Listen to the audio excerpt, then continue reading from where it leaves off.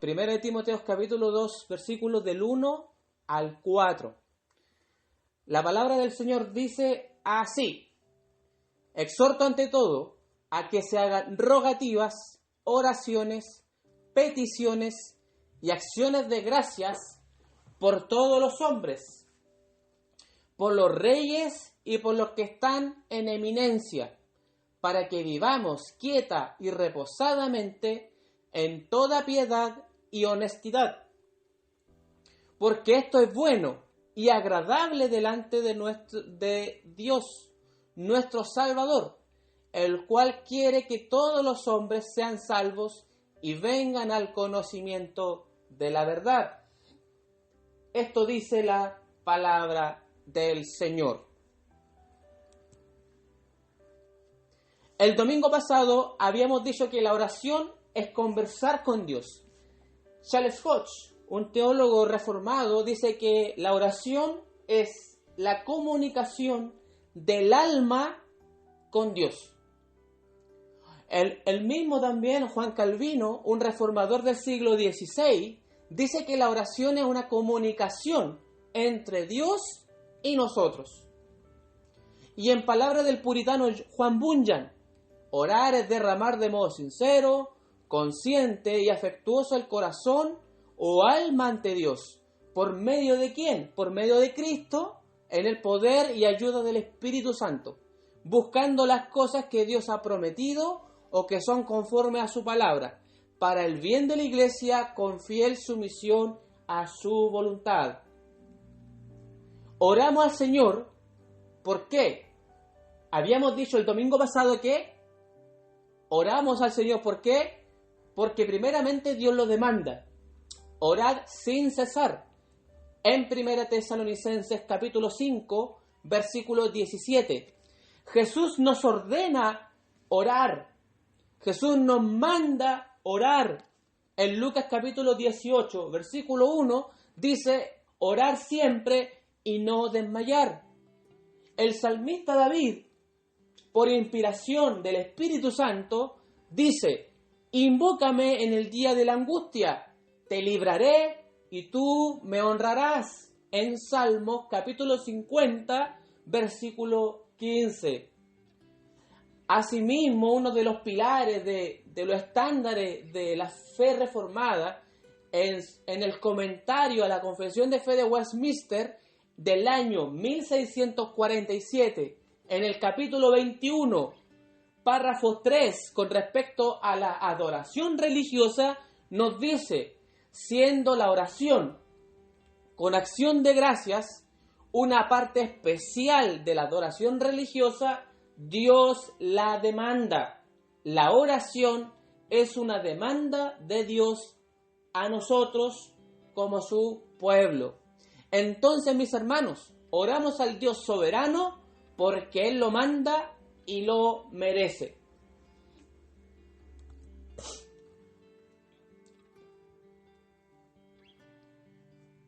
Asimismo también, en el capítulo 21, párrafos 2 y 3 de la Confesión de Fe de Westminster, dice que la adoración religiosa ha de darse a Dios Padre, Hijo y Espíritu Santo, y a Él solamente. Solamente nuestra adoración, y como la oración es parte esencial de la adoración religiosa, debemos orar y adorar únicamente a Dios el Padre, Hijo y Espíritu Santo, y a Él solamente, siendo la oración como acción de gracias una parte especial de la adoración religiosa, valga la redundancia. Dios la exige de todos los hombres, y para que pueda ser aceptada debe hacerse en el nombre del Hijo, con la ayuda del Espíritu, conforme a su voluntad. Por tanto, mis hermanos, nuestras oraciones deben ir directamente a Dios, no a criaturas, como ángeles o personas fallecidas. Es decir, nuestra oración, tanto públicamente como en la intimidad secreta con Dios, debe estar dirigida al Dios verdadero, no a criaturas, no a los ángeles, como algunos credos cristianos, entre comillas, enseñan. El catolicismo romano, por ejemplo, el catolicismo romano dice que uno debe orar no solamente a Dios en 3 personas, sino que también debe orar a los santos, a personas que fallecieron y aún a los ángeles. Pero eso bíblicamente no es correcto. Nuestra oración es por medio del Hijo para acercarnos al Padre. Y clamamos al Padre a través del Hijo, ¿por medio de quién? Del Espíritu Santo. En Juan capítulo 14, versículo 6, leemos: Jesús le dijo: yo soy el camino y la verdad y la vida. Nadie viene al Padre sino por mí.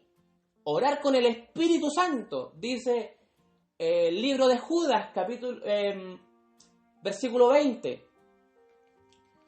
Leamos Judas 1:20.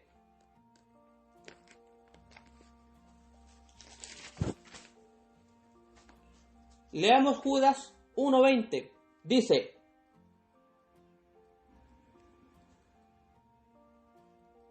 pero vosotros, amados, edificándoos sobre vuestra santísima fe, orando en el Espíritu Santo. Debemos orar en el Espíritu Santo, dice Judas capítulo 1, versículo 20. Orar en el Espíritu Santo quiere decir en conexión con el Espíritu Santo, por las cosas que el Espíritu Santo nos guía a que oremos.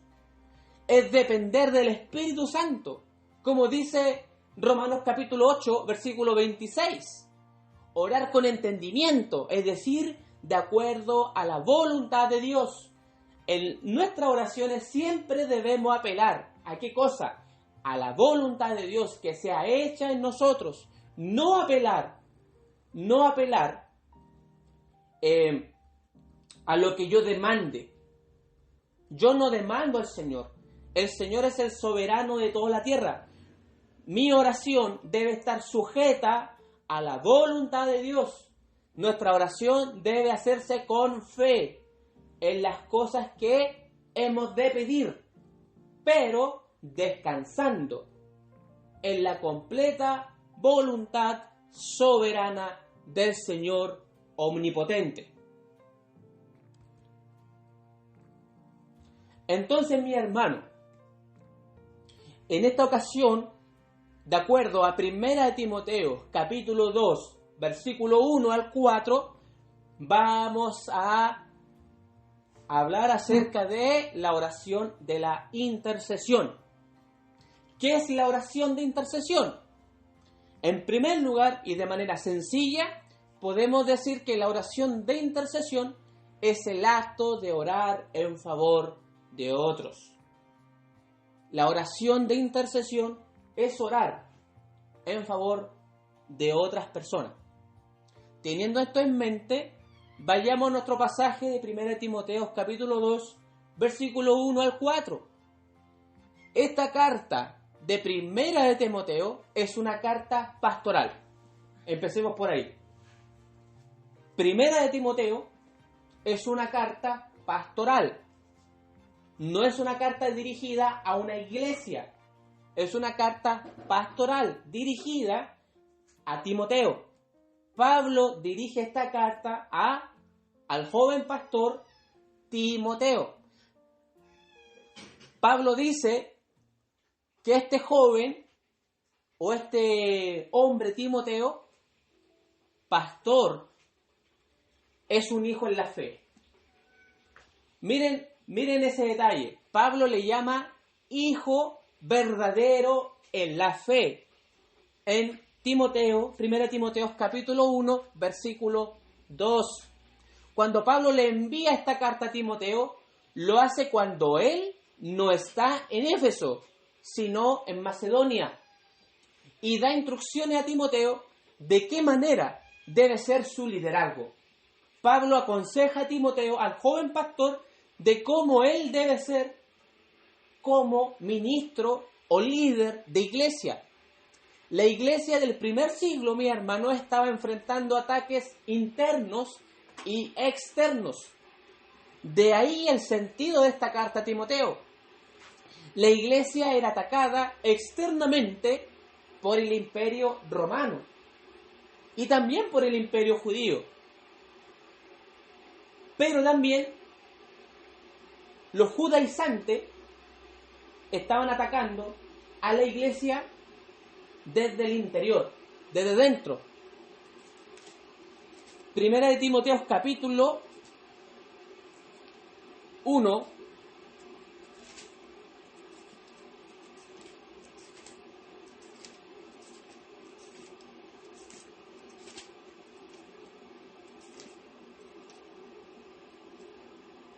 Primera de Timoteo capítulo 1, versículo 7, nos dice el Señor: queriendo ser doctores de la ley, sin entender ni lo que hablan ni lo que afirman.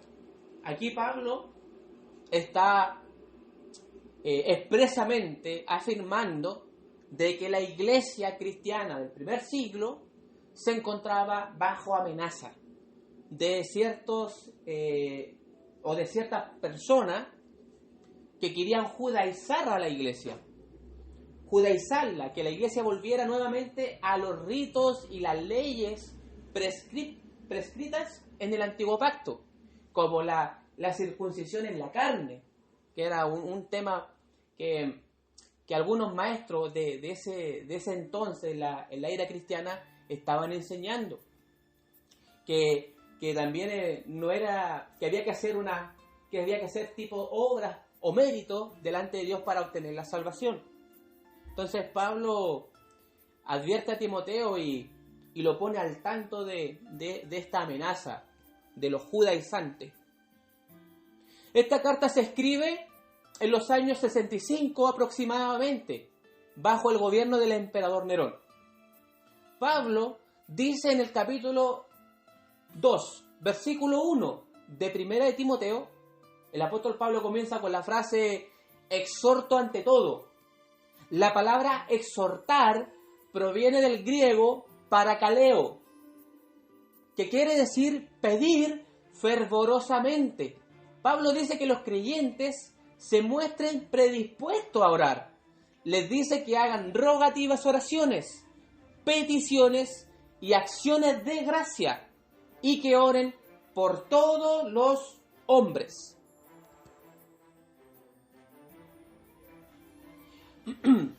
Y aquí es interesante porque aquí en esta narrativa de 1 Timoteo capítulo 2, versículos del 1 al 4, nos damos cuenta de algunos componentes de la oración de intercesión.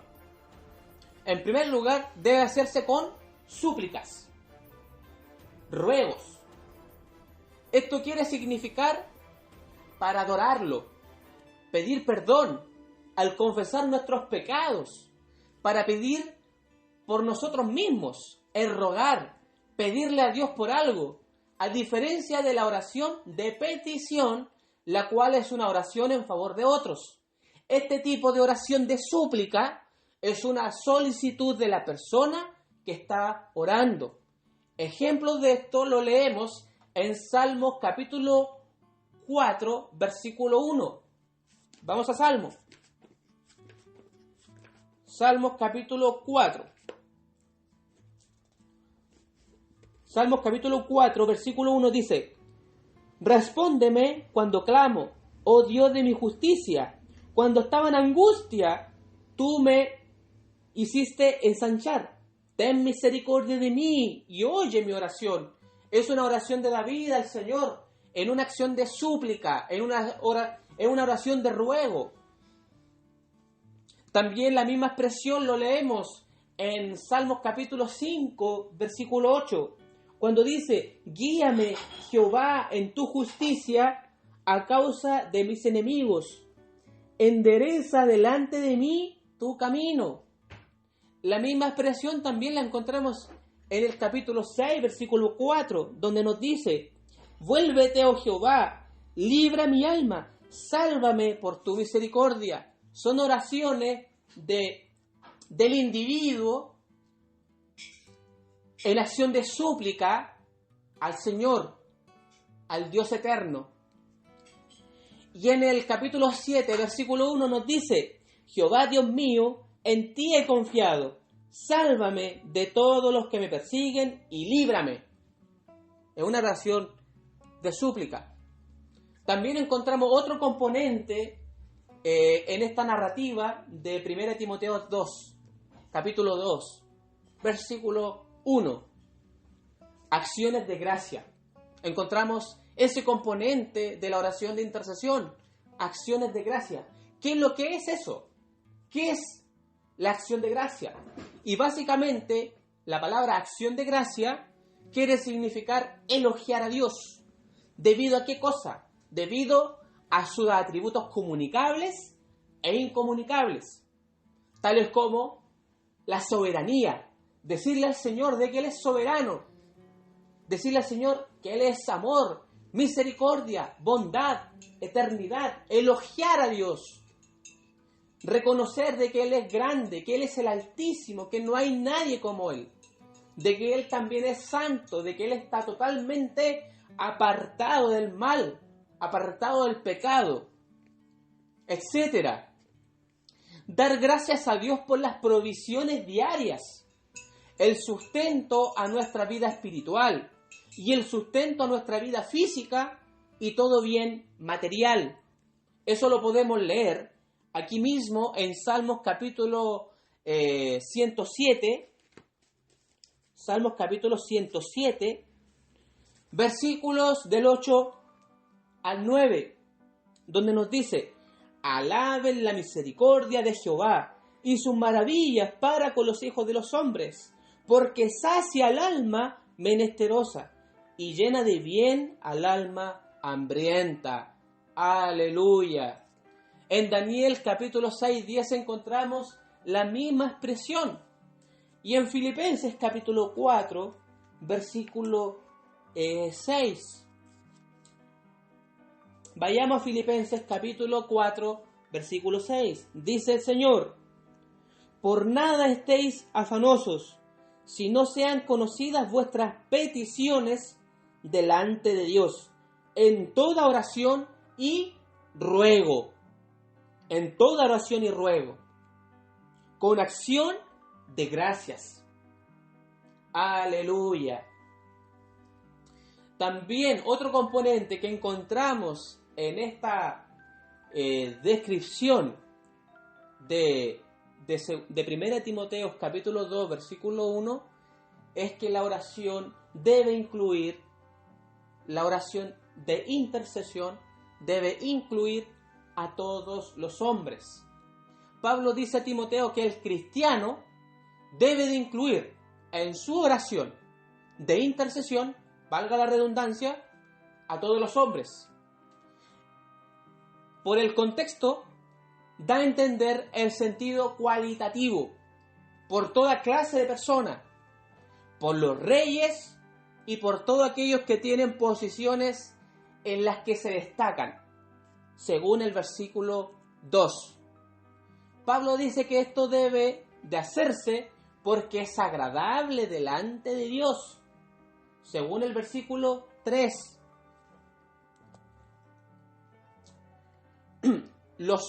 ¿Y por qué yo creo que aquí Pablo está describiendo que la oración de intercesión es cualitativa? ¿Por qué? Porque en el contexto del capítulo 2, Pablo está hablando de hombres. Eso dice el versículo 8. También Pablo menciona a las mujeres. Eso dice el versículo 9. A los niños. Eso dice el versículo 15. El cristiano en su oración de intercesión no solamente debe incluir a sus propios hermanos de la común fe, sino a toda clase de persona, no importando su edad, no importando su condición social o económica, etc. porque Dios salva indistintamente a todos, no importando su color de piel, si es hombre o mujer, si es rico o pobre, niño o niña, etc.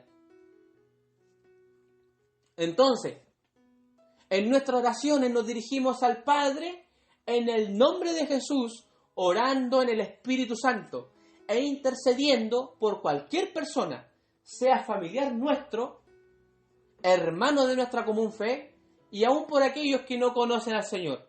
Y es aquí en donde en nuestra oración de intercesión no hay espacio para recurrir al libre albedrío de la persona. En nuestras oraciones decimos: Señor, sálvalos, así como lo hiciste conmigo, transfórmalos, conviértelos, da el nuevo corazón, Señor, etc.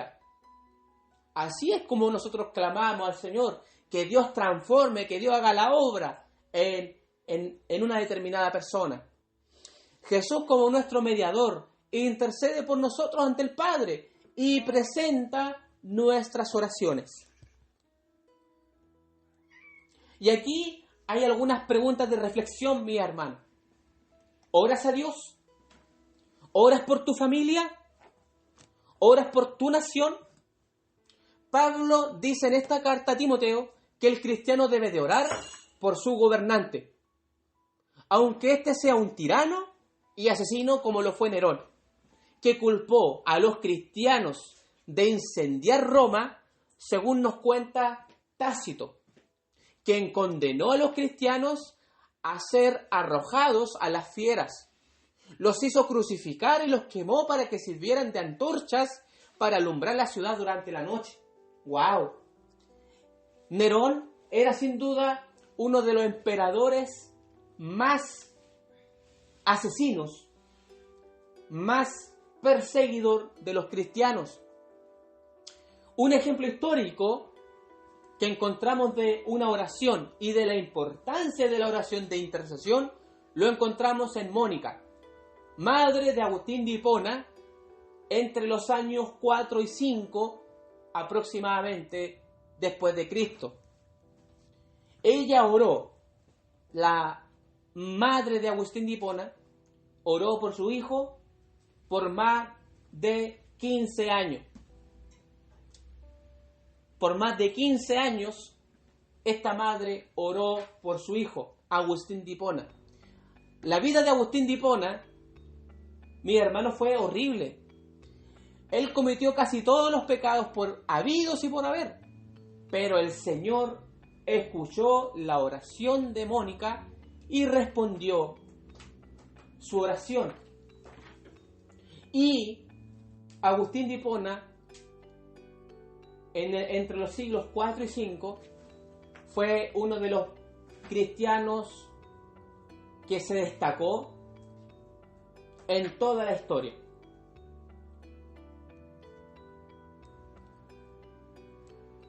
Entonces, mis hermanos, como conclusión, para que la oración sea eficaz y aceptable a Dios, la oración debe ofrecerse por la mediación de Cristo, que todo culto debe presentarse por medio de Cristo.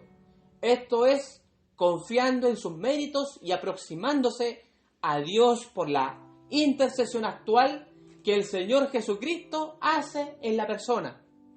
La oración es una clase de culto religioso. Cuando tú oras, tú estás adorando al Señor. La oración es adorar al Señor, pero adoramos al Señor de una manera bíblica, de una manera correcta, de una manera verdadera. Lo que es verdadero de la clase es verdadero de cada uno de sus elementos.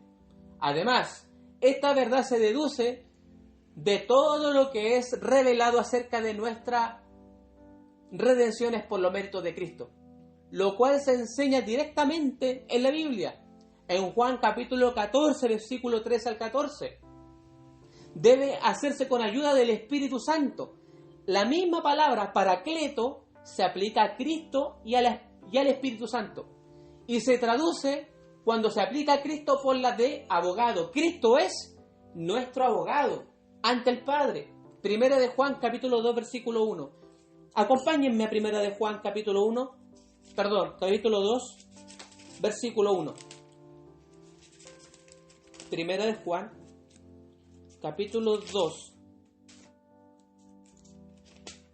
versículo 1. Hijitos míos, estas cosas os escribo para que no pequéis.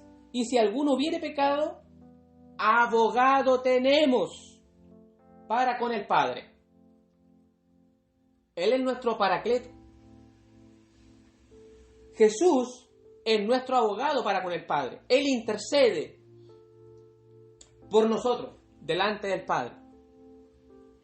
Es nuestro confortador. Cuando se aplica al Espíritu Santo, en Juan capítulo 14, versículo 16. Así como Cristo, como abogado nuestro, hace intercesión por nosotros en el cielo, según el libro de Romanos capítulo 8, versículo 34, el Espíritu Santo, como abogado nuestro, intercede dentro de nosotros.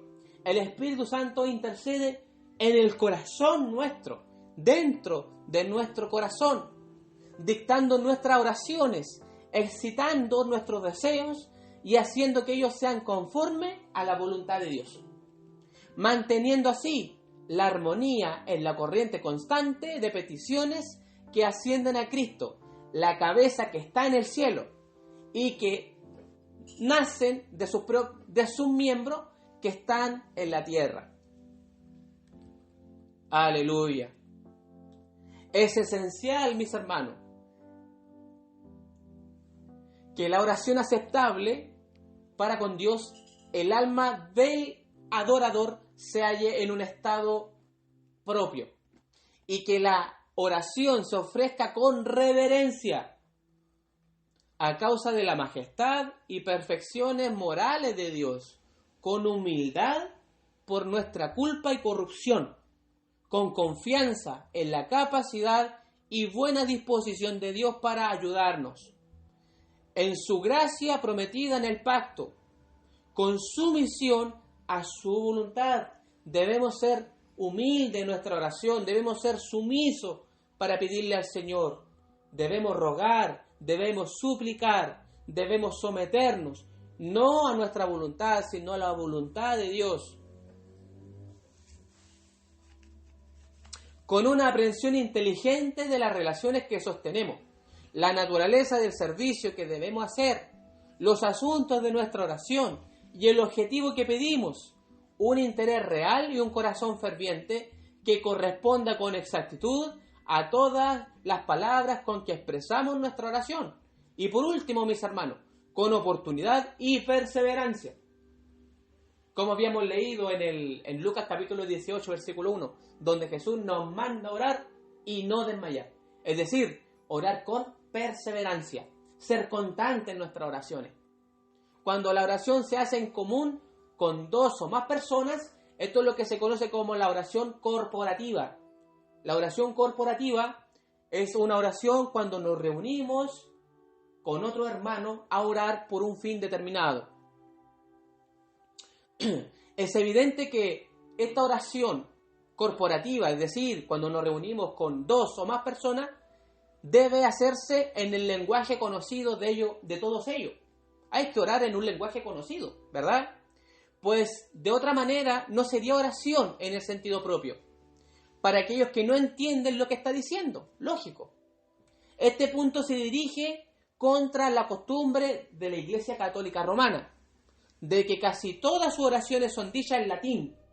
No sé si ustedes han visto esos curas, sacerdotes, que oran al Señor, pero en latín. Nadie sabe lo que están orando. Nadie sabe si a lo mejor están maldiciendo al pueblo. Nadie lo sabe. ¿Por qué? Porque la gente, en su mayoría, los feligreses, no saben latín. Entonces debe hacerse en nuestra oración en un lenguaje conocido, no en un lenguaje desconocido. La Biblia prohíbe expresamente esto último en 1 Corintios capítulo 14, versículo 1 al 40. Ahí ustedes, mi hermano, en la casa, podrán leer el capítulo ese de 1 de Corintios 14, del 1 al 40, para que se den cuenta de que Pablo prohíbe expresamente orar en un lenguaje desconocido.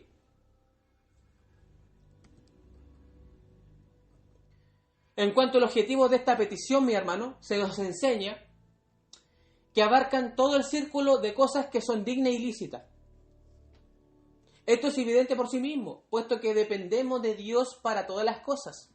Entonces tenemos que pedirle todo lo que necesitamos y a la vez estar con precedencia nuestros deseos de adquirir las mejores cosas, buscando primeramente el reino del cielo y la justicia de Dios. Nosotros en nuestras oraciones debemos pedir al Señor que haga su voluntad.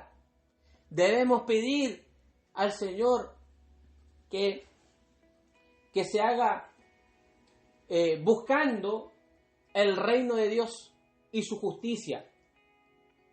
Los deseos de cosas ilícitas, de contado que son deseos indignos, debemos desecharlos y arrepentirnos de ellos.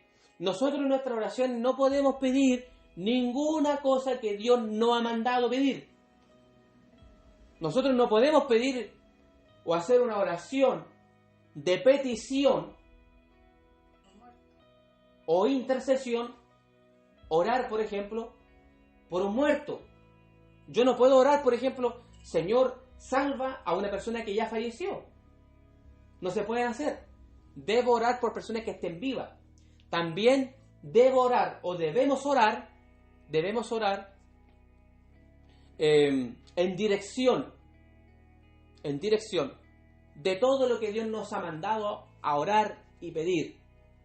La conversión de un familiar, pedir por nuestro país, que Dios haga su voluntad en nuestro país, pedir al Señor, interceder para que el Señor sane de una enfermedad a una persona, para que el Señor dé un trabajo a una persona, orar en ese sentido. Pero yo no puedo orar, por ejemplo, para que Dios me dé alas y así volar.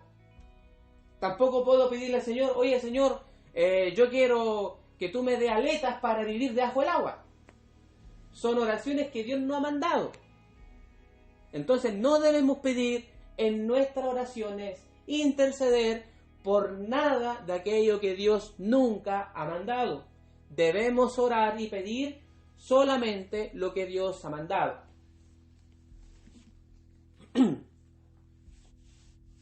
Aún respecto de aquellas cosas que en lo general, mi hermano, es lícito desearlas como por alguna circunstancia. Puede ser incierto para nosotros si es la voluntad de Dios que las tengamos en el tiempo y en la manera en que las deseamos. En cada caso, por lo tanto, debemos hacer nuestras peticiones de un modo condicional. Esto es, si así lo quiere la voluntad de Dios. Oramos con fe al Señor. Oramos con fe. Pedimos con fe que Dios nos dé un trabajo, por decirlo de algún modo. Que Dios nos sane de una enfermedad.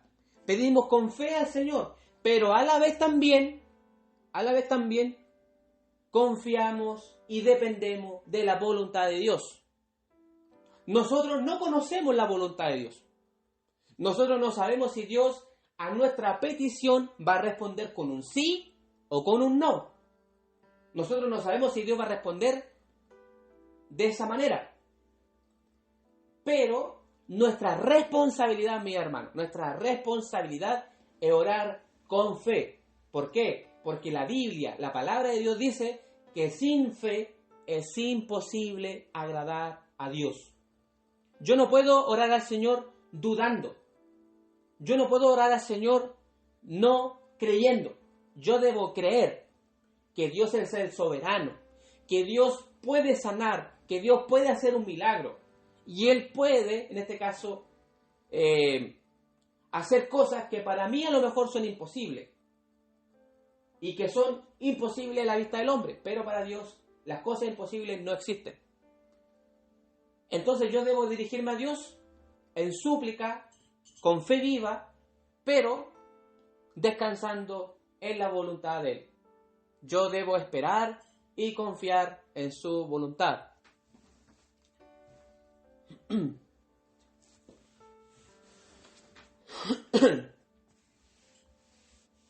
De hecho, el mismo Jesús, nuestro Señor Jesucristo, Él oraba al Padre confiando en la voluntad del Padre. Vamos a leer, por ejemplo, Lucas capítulo 22. Vayamos a Lucas, a ver. Capítulo 22.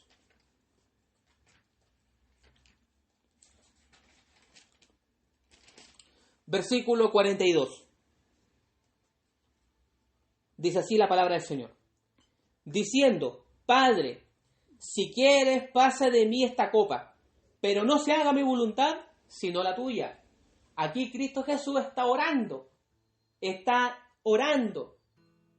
haciendo una súplica al Padre, de que no se haga su voluntad, sino que la voluntad de su Padre sea hecha.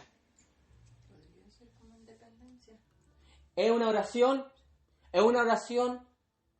dependiendo de la voluntad del Padre. Es una oración que refleja la humillación en un aspecto de sometimiento, de sumisión a la voluntad del Padre. Y la misma expresión la encontramos en 1 de Juan, capítulo 5, versículo 14. Leamos 1 de Juan, capítulo 5, versículo 14. Nos dice la palabra del Señor. Y esta es la confianza que tenemos en Él, que si pedimos alguna cosa conforme a su voluntad, Él nos oye. Debemos pedir expresamente en nuestras oraciones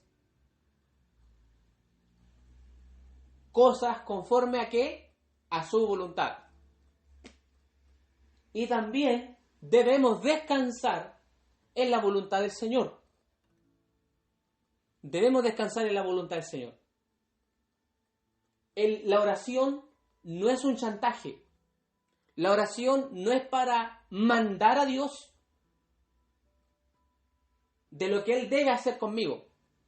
La oración es para someterme a la voluntad suya, pidiendo las cosas que Dios ha revelado y mandado en su palabra. Pero esta oración, mi hermano, Dios la va a responder, indudablemente que sí. La va a responder afirmativamente, ya sea el caso, o también negativamente. Dios puede responder en el sentido afirmativo. Él puede conceder tu petición y decirte sí. Pero también Dios puede decirte que no. ¿Por qué? Porque Dios no está obligado a sujetarse Él a la voluntad nuestra. Somos nosotros quienes debemos sujetarnos a la voluntad del Señor. Él es el soberano de toda la tierra. Nosotros somos sus criaturas, adoptados como hijos suyos por medio de Cristo Jesús. La oración también, mi hermano, y con esto quiero dejarlo claro, que nuestra oración debe incluir a toda clase de personas. Nosotros tenemos que incluir en nuestras oraciones a nuestros familiares. Tenemos que incluir en nuestras oraciones a personas de una posición económica o social, ¿cierto? Por ejemplo, tenemos que incluir en nuestra oración al presidente, a la presidenta de nuestro país. Debemos incluir a los gobernantes, que pueden ser los jueces, ¿verdad? Al alcalde de nuestra comuna. Orar por los ricos, orar también por los pobres, orar por aquellos que sufren, orar por aquellos que están felices, orar por mujeres, hombres, blanco, negro, gordo, flaco, rubio, etc. A toda clase de personas yo debo de incluir en la oración, pero siempre y cuando esa persona esté viva, porque no se puede orar. La Biblia prohíbe orar por los difuntos. La Biblia prohíbe orar por muertos. Yo no puedo dirigirme en oración e interceder por un difunto. Esa descripción en la Biblia se llama ocultismo.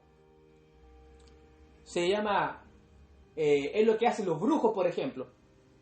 Los brujos invocan a espíritus de muertos.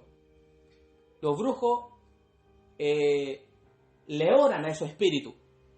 Nosotros no intercedemos por muertos. Tampoco oramos por personas que ya partieron del escenario terrenal. Tampoco en nuestra oración, mi hermano, debemos de orar por aquellas personas que han cometido el pecado imperdonable. Es decir, no podemos orar por aquellos que son falsos maestros, falsos profetas. Nosotros no debemos orar por ese tipo de personas. Eso expresamente lo habla el apóstol Juan en 1 Juan capítulo 5, versículo 16.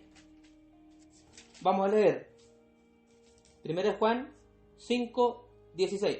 Si alguno, dice, viere a su hermano cometer pecado que no sea de muerte, pedirá y Dios le dará vida. O sea, si tenemos un hermano que no ha cometido un pecado de blasfemia en contra del Espíritu Santo, si tenemos un hermano que no ha pecado, no ha apostatado de la verdadera fe, apostatar significa renunciar a la religión verdadera. Apostatar significa renunciar a lo que intelectualmente creyó. O sea, si yo renuncio, por ejemplo, la Biblia dice que Jesús es Dios.